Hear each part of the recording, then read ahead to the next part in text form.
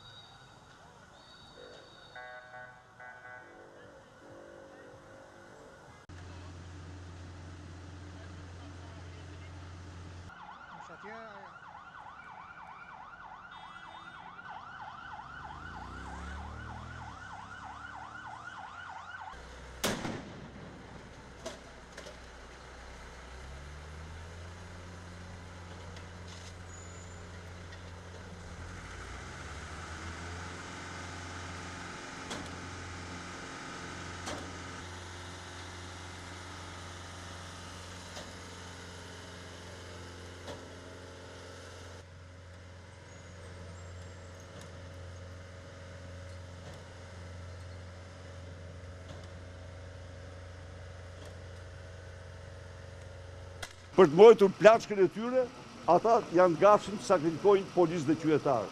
Janë gati të futin flakën e Shqipërisë. Drejtuesi i kësaj proteste, Sali Berisha është i vetmi i cili mund të organizojë protesta të tilla dhune ndaj punojësve të policisë që në fakt janë prindër, janë baballar, janë vëllezër.